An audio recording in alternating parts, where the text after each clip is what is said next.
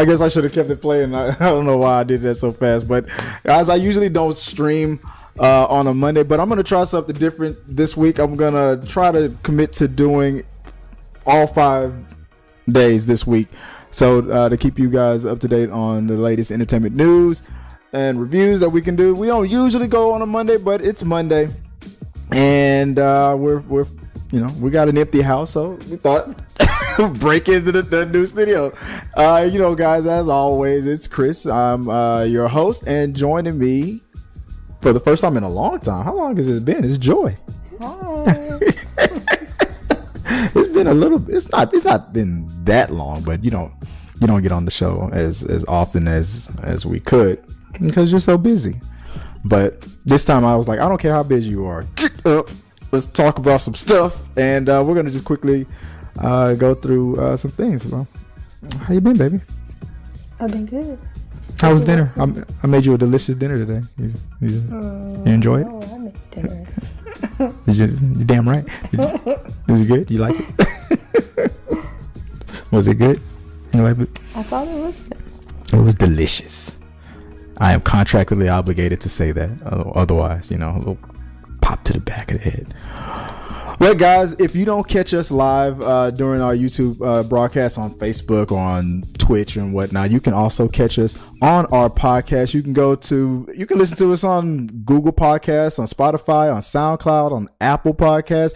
Subscribe to those and, hit the star, give us a little thumbs up, whatever it is that they ask you to do and help support us on your podcast of choice.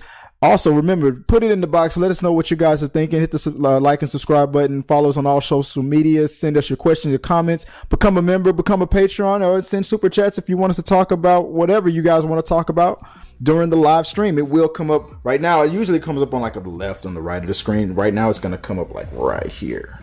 So you want to try to get in between me and Joy.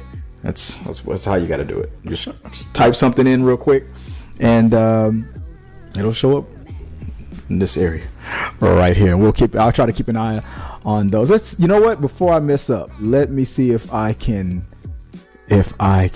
open up a browser. There we go. It allows me to do it. There we go. So be able to monitor the super chats live, and you can.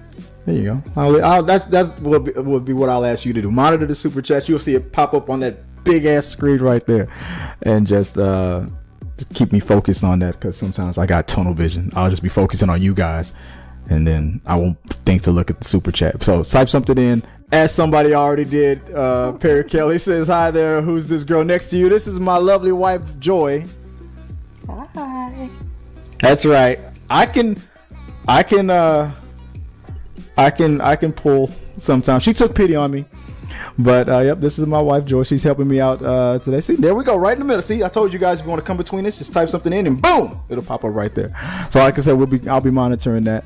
But first, I wanted to get into some of the things that's been popping off this week. We finally got to catch up to Insecure. I think we caught it the day that it came out. Me and Joy watched this show. We didn't start watching this show when it first came out. A few months ago. We binged this, and then we got caught up to it.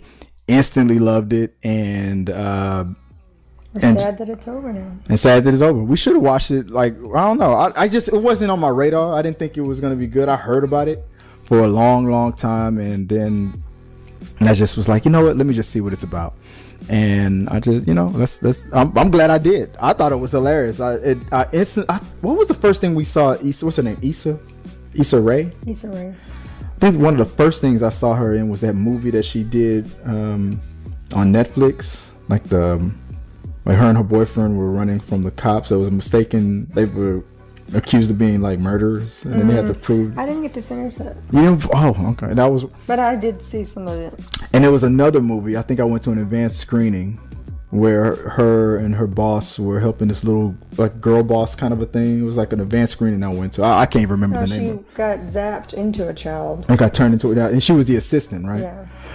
And I didn't see that, but I saw those movies before we saw Insecure. But absolutely, my favorite thing that she's ever done was Insecure. I thought it was I'm glad that we binged it, and because that's the kind of geeky stuff that's our sense of humor.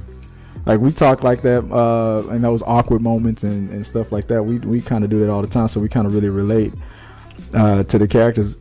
I know Issa, as far as like being a producer and an actress, she's gonna be all right moving forward. What do you think moving forward with all the other talent? Do you think any of the other actors or actresses are gonna do much in Well, we already saw the one friend Kelly in something that's about to come out. She was in Sonic the Hedgehog as Yeah. I saw her in that. I know is it Terrence, the boyfriend, the guy Lawrence. I've seen him in things like The Game and stuff like that. So they've had some success, but I'm sure this has been the most successful, consistent thing that they've all been a part of since day one. And that cast was there from day one all the way to the end. The whole was 6 seasons, 6 years, 5, and that's rare. Usually it's a lot of replacements and stuff. Yeah, so that just means that this team they really worked good together. I liked them. I enjoyed them, and they were funny as hell. So it's too bad. I thought they could have gotten some more seasons out of it, but at the same time, you want to kind of end it while it's like at its height. You don't want to like overdo it. Like people were like, "No, you should have canceled that a long time ago." So stuff like that. But it was good, and I might every now and then watch it again, maybe. Yeah, it was good. Binge it, and we all Joy loves the comedy. We love comedies and stuff like that. So sad to see it go. Maybe I wonder what I gotta look it up. I wonder what her next project is gonna be. What is her name? Issa Rae. Like, what is she gonna be doing after this, man? Issa Rae's secure finale, how last minute changes brought poetic justice. So it's just mostly about it's not. Let's see what's coming up, because I know she's a producer now, and I heard that The Lovebirds is what that movie was called. She's an activist, personal life. What's coming up? Filmography, rap shit. There's something coming up to be announced. Nothing. What is that? Is that that's television? Movie wise, Spider-Man Across the Spider-Verse Part 1. Jessica Drew, Spider-Woman. She's going to be voicing Spider-Woman. So Spider-Woman is going to be black? Because you know how it is nowadays. You can't be a black person and then being voiced by a white person now. So is Spider-Woman black? Or will she be black? Jessica Drew. She's going to be the voicing Spider-Woman. I still haven't gotten Joy to watch Spider-Man Into the Spider-Verse. I got to get her to watch that. And then something that's Vengeance in post-production. American Horror. It's a what? A horror. The upcoming horror thriller film written and directed by B.J. Novak in his directorial debut. That's not a good sign. It stars Productions. Okay. It stars Novak, Issa Rae, Ashton Kutcher, and Boyd Holbrook, and Dove Cameron. Jason Blum serves as the producer. Vengeance. Is an upcoming American horror. Direct, that's all the same stuff. Vengeance is said to follow a radio host from New York City who travels down the south to investigate the overdose of a woman he'd been sleeping with but didn't really care about, and discovers what happened to her because her family wrongly thinks they were in love, and because he thinks his investigation will make for a great story for his show. So I guess is Issa Rae the girl who dies? She's not. There's no actor name, no character name on it. So horror, that might be interesting for her. I can't see her in a horror. Maybe that's why she took it. But Blumhouse always does good stuff. So there we go. So Across the Spider-Verse and Vengeance. Any of these that I can convince you to watch? Because you don't like horror and you don't like cartoons. I occasionally like cartoons. We'll see. I'll try to get her to watch Spider-Man. I got it because we love Spider-Man, that movie, and And we saw it for the third time. It's actually a good segue into the next topic. I did watch the Amazon Prime superhero comic with you. Invincible. I watched. Oh with yeah, you. because you like blood. But we just watched the other day. We watched Spider-Man on Christmas, wasn't it? We saw Spider-Man in No Way Home. Third time. Me for the third time. You for the second time. Anything? What do you think? It finally hit $1 billion. I'm glad. I was worried about it because China said they weren't going to play it. But Spider-Man, No Way Home. No spoilers here, guys. Hit the $1 billion club. Thanks to me watching it so many damn times. Well, what did you think about it the second time watching it? Did you see anything that you notice? Anything extra? Anything that you didn't like? Any plot holes? Still just as epic. But the one plot hole that I discovered on the third time watching, how the hell did Doc Ock know that was Norman Osborn? Nobody knew he was Green Goblin by Spider-Man Part 2. So how would he know? I mean, I can understand by Part 3, maybe it finally got out, especially since after everything that happened in Spider-Man 3. But by Spider-Man 2, it seemed like the secret was still contained, that Harry kept this father's secret. So I said no spoilers, and then I'm going right into it. But they mentioned that that's not really a spoiler. But you don't think that's a plot hole? They didn't really, in Part 2, it seemed that Norman Osborn's secret as being the Green Goblin was not revealed. So how the hell would Doc Ock know? Is it Osborn? Like, no way. I don't know. I just thought that was weird for me. But not so weird that it wouldn't make $1 billion. What do you think? Are you going to see it again? Or are you done? You're going to wait for it to come back out? I would watch it again. You in the theaters? There's a lot of humor too, Oh yeah. Then what else? Any other plot holes? Nothing else? You like love it from beginning to end? Should we get a Flash? Should we get a Flash movie? Flashpoint. You'd go see it again? Yeah. Oh man, I didn't even. It's okay, good. See, that's what I think. I'll keep her. I wouldn't think so. I would think like 2 times would be enough. I didn't know if you'd go watch it with me again. That'd be cool. We should go do that.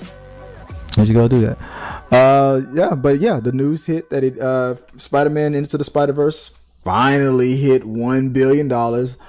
Let's see, coming in from, what does it say on Deadline? I don't want to watch any ads. I would pop it up onto the screen, but I just don't feel like it right now.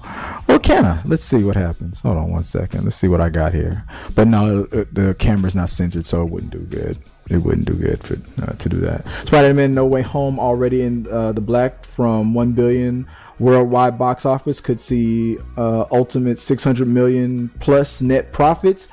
Given how global exhibitions have been impacted by COVID with reduced capacities and on and off closures in certain territories, we haven't harped on the profits and losses of theatrical movies until now. Of course, as the first $1 billion grossing global title of the pandemic, Sony/Marvel's Spider-Man No Way Home is already bound for a $242 million net profit after all worldwide home ancillaries.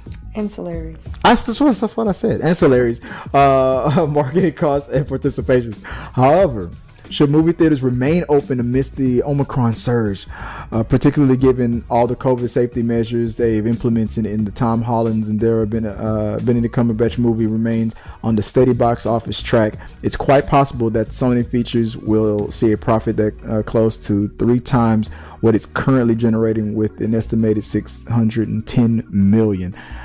And there were some countries, I think Norway, where they delayed. It was supposed to open in December with everything else, but they were like, we're not going to get to watch it until like January 14th or something like that. So there's still some money to come in. I'm pretty sure that it's still going to outdo Far From Home.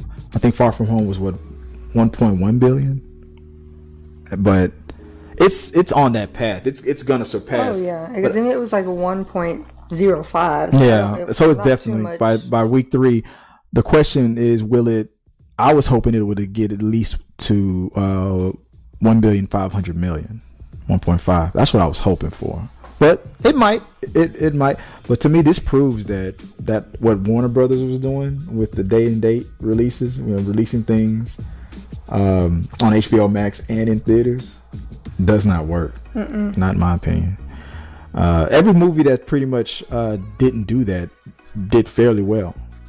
And you guys, I know we haven't done much of the but We Got Your Mail and We Got Your Vote, but I do still post every now and then. And about 10 months ago, I posted that question to you guys, and a lot of you talked about it, and I talked about it again on TikTok, where the question was, when do you think the next $1 billion movie will come in? Will it be in 2021, 2022, 2023, 2024, or never? The majority of you guys said never. It never will happen again, and that was a fair guess because it was like it was still early with the shutdowns and whatnot. AMC was losing theaters. I always said never underestimate the laziness of the average human being. When people started getting a feel for getting movies to come directly to their house instead of having to go out, I was like, maybe this is it. But nope. We started going stir crazy, and people didn't want to get cooped up anymore, especially here in Texas. I think certain movies, people know, I'd rather see this at the theater first. Right. I want it at home too, but I don't want my first viewing to be at my house. I want to see this in the big screen. The Last Duel.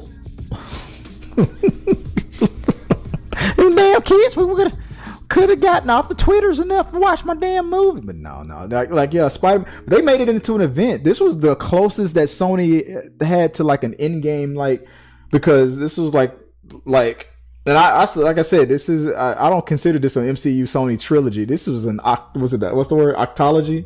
This is a build-up, like 20 years in the making. So I need more. Yeah. I would love to see more. People are talking about, I'm sorry, spoilers guys if you haven't seen Spider-Man No Way Home, but people were hinting, talking about now we need to see Spider-Man 4 with Tobey Maguire. Now we need to see Amazing Spider-Man 3. I'm like, like I said, spoilers. You got that with this. You got that. I need to see them together. Again, I just want to see them together again. Or at least Andrew Garfield. At least, if not Toby, at least Andrew Garfield. But you got Spider-Man 4 and Amazing Spider-Man 3. This was it. I'm sorry, like that's what always happens.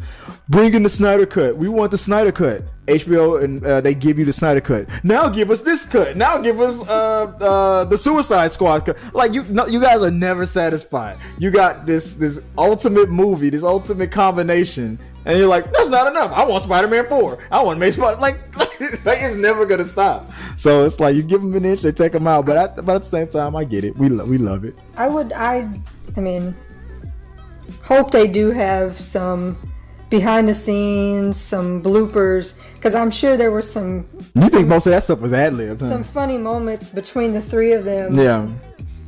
In the scenes and between the scenes, that I feel like there had to be some moments because they've all played the same character to play off each other and be. I hope Emma Stone comes behind the camera, like Kirsten Dunst, pissed off that they got cut out again.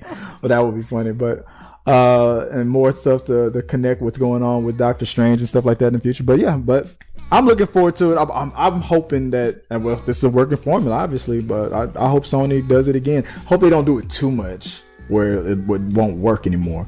But I feel like after the next Spider-Man Across the Spider-Man movie, when that comes out, and it just Sony is now humming with some good positive. This is 2 good ones in a row with Spider-Man, 3 in a row actually, with Far From Home, Spider-Man Into the Spider-Verse, and then that's 3 in a row positive. 4 if you count all the Tom Holland Spider-Man movie. That's 4 in a row of positive, well-received Spider-Man movies. So now it feels like Sony now knows what to do with and a lot of people think that. And tell me if you guys agree. A lot of people think that Spider-Man Into the Spider-Verse is the best Spider-Man movie ever done, including all the old live-action movies. It is what's currently rated number one. It's the highest rated, and a lot of people will argue that it's the greatest Spider-Man movie ever made.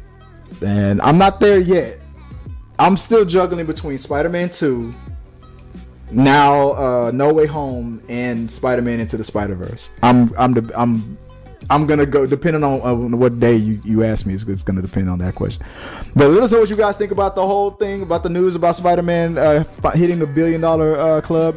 What should they do with that in the future? And just share your thoughts below, and maybe we'll talk about it on We Got Your Mail. Guys,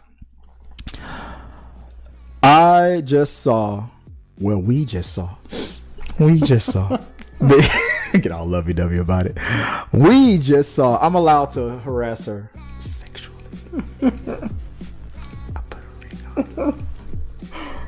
We just saw the Batman the trailer. Do you think the Batman is going to be as interesting as do you think the Batman is going to be as interesting or as like buzzed about as like Spider-Man was? Do you feel like the energy is there?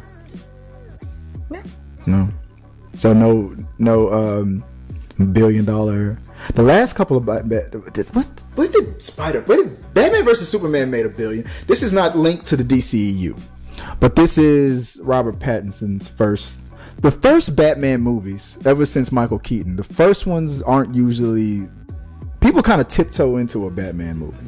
Christian Bale's first Batman movie was not really that big of a moneymaker. It made a profit, but people were kind of like, because they had that bad taste in their mouth after the George Clooney and all those cheesy ones. So they were like, but when they saw it, they were like, that was pretty good. And then when they got The Dark Knight, they were like, oh no, this is amazing. Nolan is God.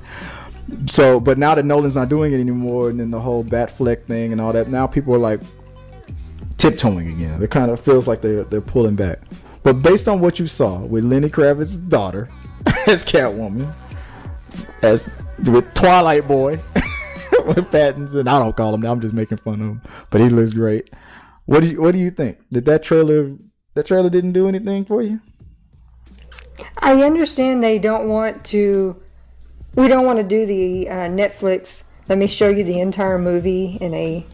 Oh, thank God! Warner Brothers is smarter than that.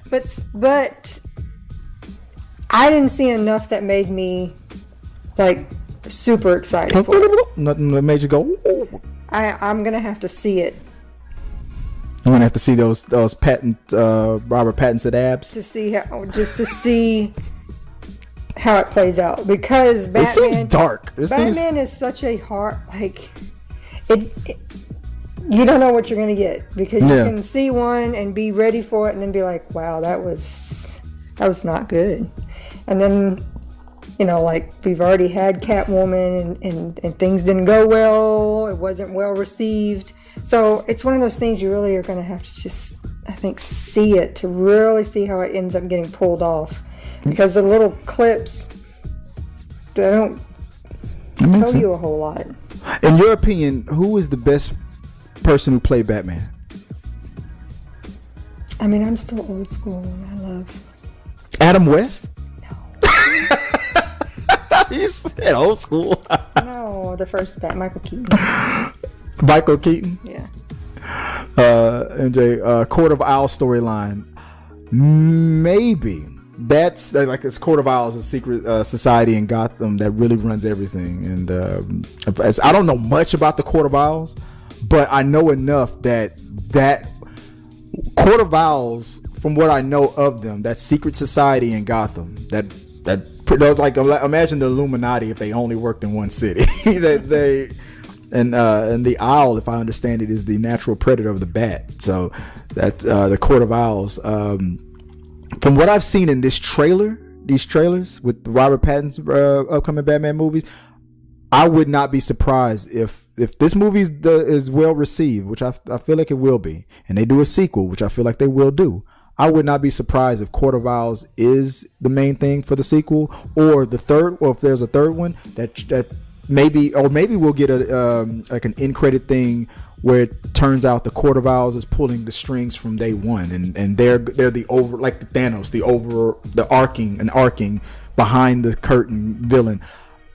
Based on the temperature and the temperament of the way this trailer, the mood, the way it looks, I would not be surprised if that's what they're doing. That feels like something that the Court of Owls would fit into, from what I understand. Good, yeah. Appreciate you putting that into my to the comment section, because I agree. I want to see that. But the trailer looked good. I liked it. I mean, it does look very dark.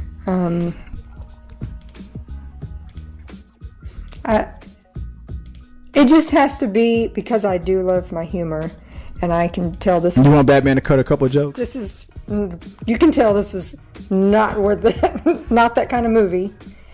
It really has to have a good pull in it for it to be like, yes, for me, you're she's gonna be a Kim Kardashian. I feel like for me, I was really engaged. I was really loving this. I was ready. I needed to know what was going to happen next, because otherwise, for me, if it's just all this real darkness but there's no real pull, I'll be like, you'll fall asleep. She's like, I'm gonna go to the bathroom. I was over there snoring. Go, oh god, oh yeah. Oh man, that was crazy. But I don't know. I'm excited about it. I'm ready for darker, because it seems very serious. I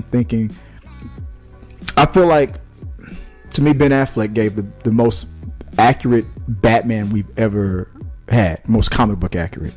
But this may be the most accurate mood, or Gotham City, maybe.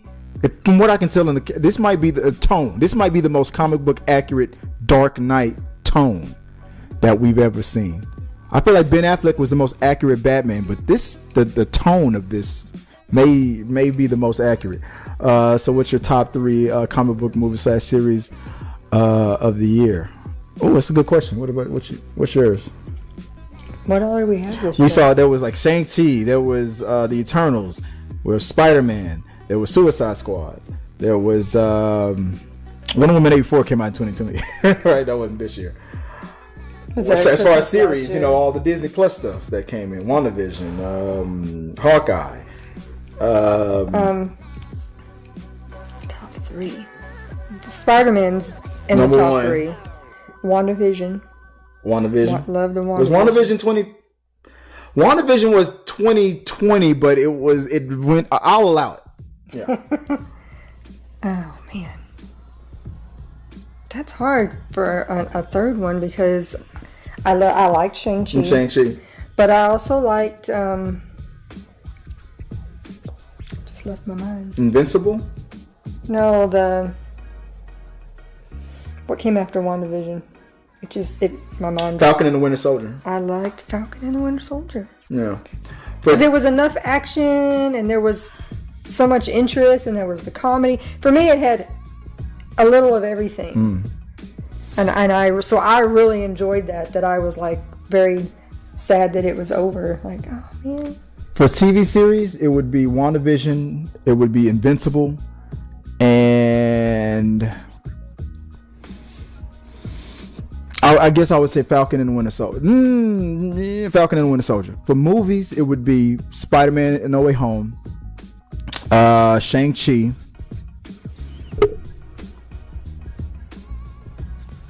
Let's see, I didn't see Justice League.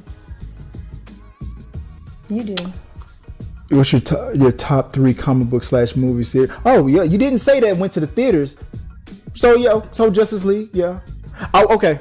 Spider-Man, Shang-Chi, and I would have to say Suicide Squad. I had a lot of fun with that movie. I loved it. I liked it. That would be my top 3 as far as movies. But and then I think I already gave my top 3s for TV. What I say, WandaVision, Invincible, and let's say what did I say? Falcon and Winter Soldier. I think yeah.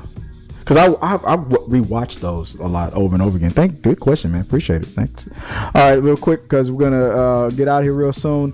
Like I said, I'm gonna do this for the first time. I usually only do this once a week, so I know it's weird for some of you guys to see us on a Monday, but I'm gonna do this every day this week. I'm just testing it out, seeing if I can stomach it. I eventually want the show to be a daily show. It's just that we work so much. We don't have the kids this week, so that's why I'm able to do it. And I was like, let me just get on here and just talk. There's a lot to talk about. So I want to get on here and stuff. But and Loki. Oh, Loki. I forgot about Loki. Where do I rank Loki? See, and I liked it. I like Loki. With me, I like a show if I rewatch it a lot, and I rewatched Invincible a lot because it's just so rewatchable for me. I rewatched WandaVision because Agatha Harkness is on my hall pass list. I would watch an Agatha Harkness. Yeah, I can't wait for that. And what was the other show I said? And I think I rewatched Falcon once. Yeah, it's rewatchable. I haven't, but I would. I would. The other shows, Hawkeye. Only a few of those episodes were rewatchable. I still do not like episode 1, and I still don't like episode 6. But I can rewatch 2, 3, 4. Kate and Yelena. They do a Kate and Yelena show all day. I'll rewatch. See, those are my favorite episodes. If season 2 is just about Kate and featuring a little bit of Yelena, it's a hit. I think that's where they should go. I don't want to see an Echo show. It doesn't make any sense. But rewatchability is what. So that would be for the movies. It would be like Spider-Man, obviously. Did I watch Shang-Chi twice? Yeah, and then we watched it here at home. Yeah. And what was another movie what was my third pick? I forgot what my third pick was. And Justice League. Yeah, I watched. Yeah, it was just great. All right, moving on to the last thing. We finished Only Murders in the Building. Which came out months ago. That came out a long time ago, but we watched it now, and we just kept hearing some good stuff about it. And we were like, what the heck is this show? Selena Gomez. I think that was probably one of the only things that held me back. I didn't want to see a show with Selena Gomez, but she was one of the best things about it. I had to admit that show was funny and it was good. I was surprised. Steve Martin and Martin Short, I knew they were going to be gold, but I thought Selena Gomez was going to hold me back. The last one really had me laugh. The last episode?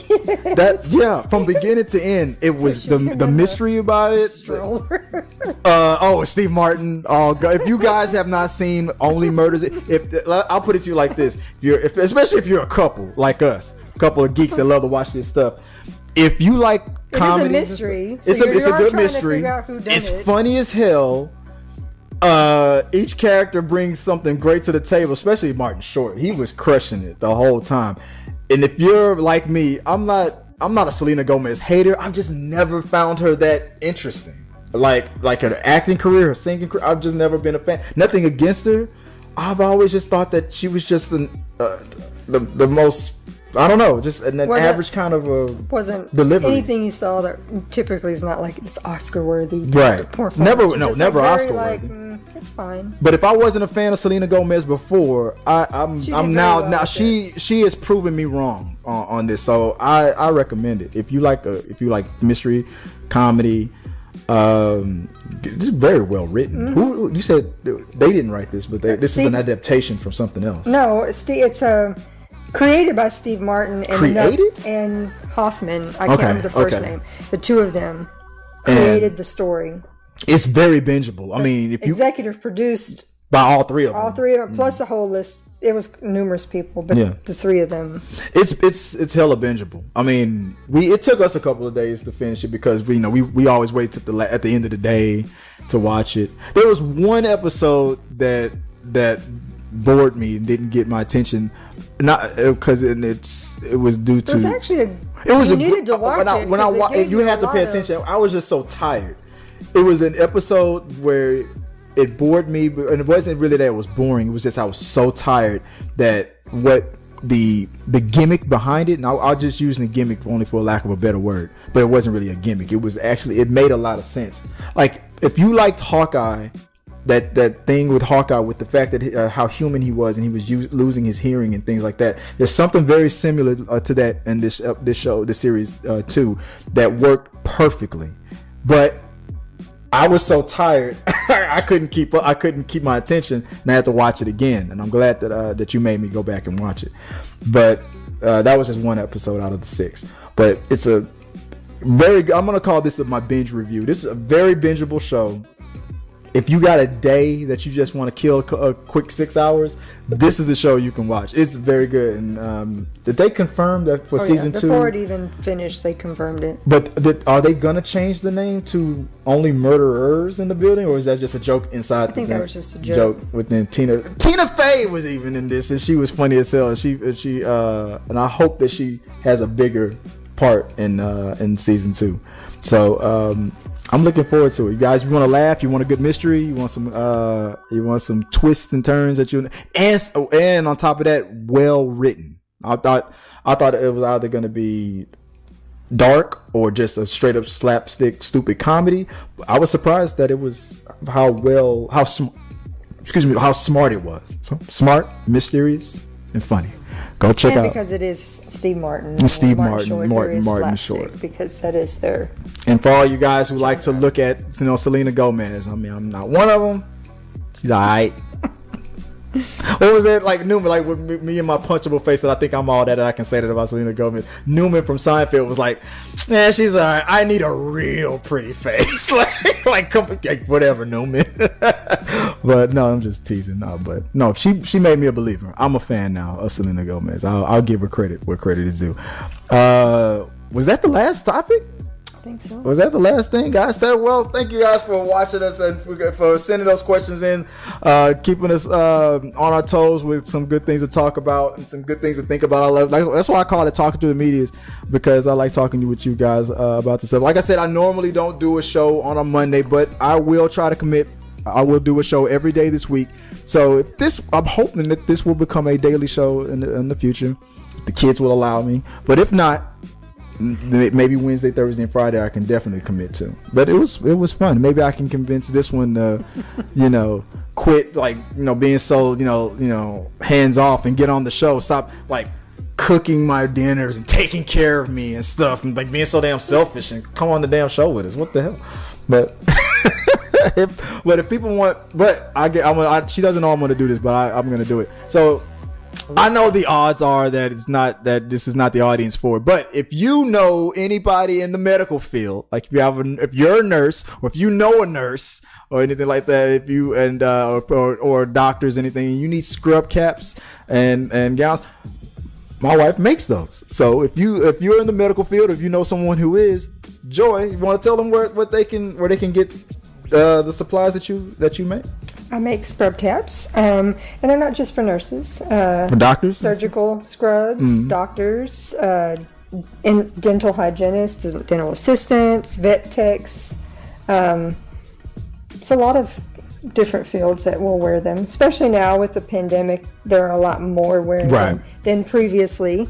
But yes, I have an Etsy store, and it's let them know where they can find Scrub Caps and More by Joy. Scrub Caps and More by Joy on Etsy, and you can find it on Facebook too as well, right? Same name on Facebook. And on Instagram, I think. No, or Instagram, and I have a TikTok that has some videos. Yeah, Scrub Caps. So like if you want to purchase things, it's the Etsy. Through Etsy, yeah. So if you want Scrub Caps, I will say if what you see on my Etsy store is all typically for women.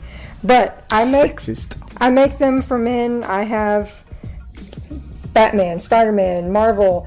Women don't like Batman? Well, I don't get a lot of requests for it.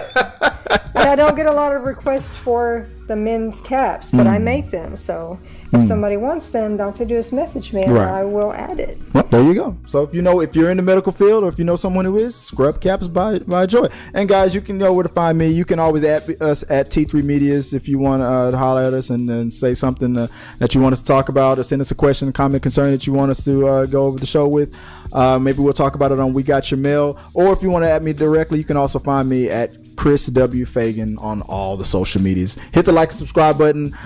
Become a follower. Thank you guys again for the chat, and appreciate you guys talking with us. And until next time, guys, I gotta clean up the house and make dinner before she gets mad at me. Peace. Our supporters help make all this content.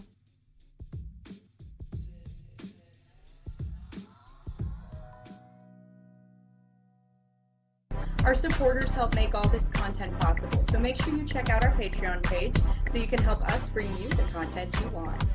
Push the pedal to the freaking metal. I'm turned up just like heavy metal. Yo.